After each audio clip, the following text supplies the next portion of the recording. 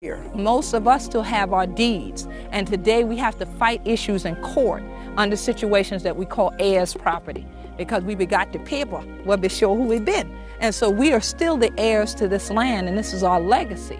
This is our family. Their blood, their bones, their sweat, the placenta even from the babies that were birthed here is in this soil. And so for someone to just want to buy it or tell us, well, you could live somewhere else. Well, you're right, we could live somewhere else, but what quality of life would we have? You take away the land, you take away the culture, you take away the history, and it's not going to work. So hence goes everything. So we need the land in order to hold on to who we are. The pride, the culture, the history, and everything goes together. Land value is going up, and people are using it now as a commodity because cash is needed. And we have less time now with our family because everybody is out trying to get enough cash to get the things we want instead of what we need. We must have control of what occur in the community. Several efforts to preserve the Gullah Geechee culture are being made both individually. This is a tradition that came from Africa, because they used to make these baskets, much bigger baskets for working in the fields and taking stuff to the market. When my son was in high school and my daughter both was in high school, and they like to go buy those $70, $80 pair of shoes, make a basket to buy your shoes. and also I want them to learn how to do this also. And collectively, organizations like SICARS on Sapelo Island and the South Carolina Coastal Community Development Corporation on St. Helena Island are just two such organizations. Well, I think part of what we do is we look at the culture of food in the community. We look at how we can come together as a community and help more people create businesses around food and come up with a central label that will represent the Gullah Geechee Nation and use that as a marketing niche.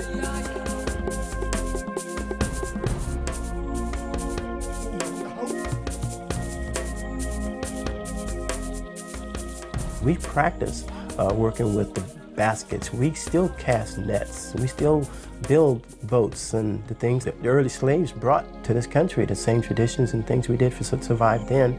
We still practice those things as part of a way of life here on the island. Take everything old and make it new again. My thing is you have to go back in order to go forward. So we have to take all the resources from our generations back and then bring it forward and make it an economic base. So what we need to do is take everything that we learned, syrup making, dried fish, making cast net by hand, making rowboats, making toys for our children, the way we cook. Those are the things that we introduce to the outside world and make a living from it. And so we're still holding on to your integrity, your pride, your history, your culture, and you're making some money, and you can stay. There's still some semblance of that value here in these islands because people still have that kinship and they have the respect of the elders. And as long as the elders can continuously gain that respect and maintain that respect, we'll probably have a semblance of survival still.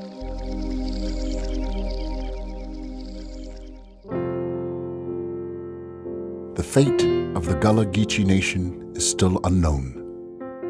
But what is known is that the history and contributions of this culture provide a living link to the past. When all that spirit been together and walk so, it be just dry long so. See, they been together so this year day would have come and we would have owned all of this year, or we would have lived together once again. Ain't been gonna be no more Madaba daddy or nothing but man, nothing like that. Cause this year. So I'm gonna ask God to let me live 100 years. A friend said, you are 100? She said, yes.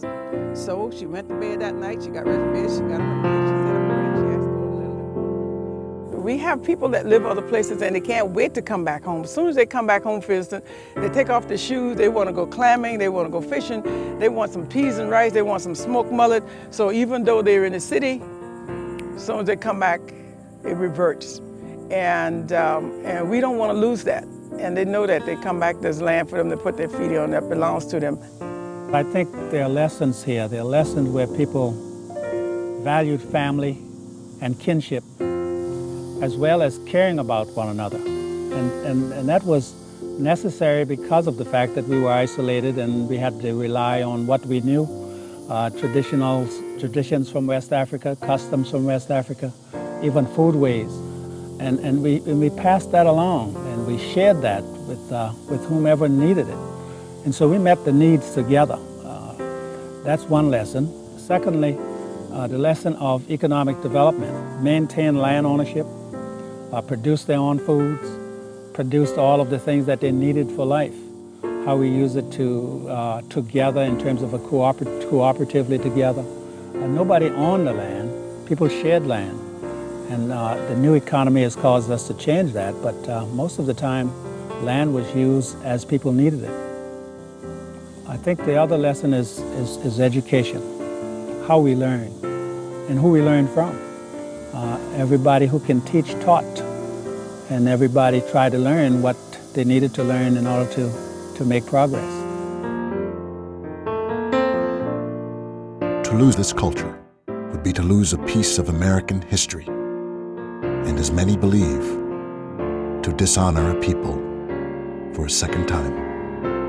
So even now, when people come into the Gullah Geechee Nation and they try to figure out how come we seem like we're so joyful, how come we seem like we're so happy all the time, and they're like, oh, y'all still sing all them old songs. Well, those old songs are new songs in our soul and in our spirit, because they always do the same thing they did for our ancestors who created the spirituals that are now South Carolina state music. They help to revive you. They help to keep you in that continuum, because nothing is about just this moment. Everything is about what happened before and what is coming in the future. Even now, the Gullah Geechee Nation tree is bodies intertwined, because we know we can never survive without that interconnection. We are that fruit that grows off that tree. So if we know the roots are ailing and we want more fruit in the future, then we have to dig into the past. We have to know our story. And who better to tell our own story than our own people? And so that we know through all the work that we're doing, who we da down ya, and we know we da dare ya, we da been ya, and we ain't going nowhere. This road has not been easy, forged from shame. We fight to hold on to from whence we came, stretching a lifetime, first free, then a slave. And let's not forget, the longest road yet is the one to our ancestors' grave. We've been through the valleys, but now we're on high ground, reaching for eternity. And we will not come down. We faced a lot of troubles, and the fire's still alive. Oh, against all odds, we'll make it with the will to survive.